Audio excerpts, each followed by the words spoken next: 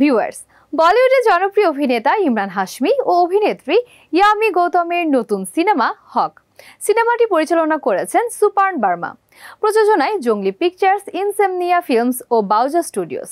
চলতি বছরের ৭ নভেম্বর সিনেমাটি বড় পর্দায় মুক্তি পাওয়ার কথা রয়েছে। নতুন খবর হলো, এবার মুক্তি পেয়েছে ছবিটির নতুন গান কবুল। গানটি গেয়েছেন জনপ্রিয় কণ্ঠশিল্পী আরমান খান। সো ভিউয়ার্স, এবার দেখে নেব আজকের শোবিজ এক্সট্রা স্টোরি। देखो जरा देखो नाम तेरा लिखा है। ইমরান হাশমি ও ইয়ামি গৌতমের নতুন সিনেমা হক এর গান কবুল প্রকাশ পেয়েছে অনলাইনে। গানটি গেয়েছেন আরমান খান, গানের কথা লিখেছেন কৌশল কিশোর। গানটির সুরকার বিশাল মিশ্রা।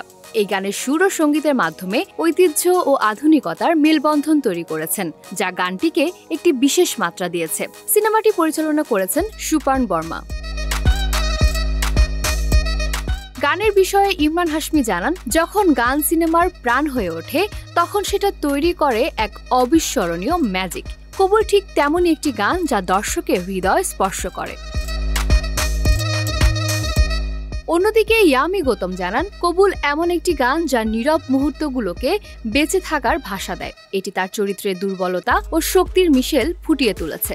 সম্প্রতি বছরের ৭ নভেম্বর হক সিনেমাটি বড় পর্দায় মুক্তি পাওয়ার কথা রয়েছে।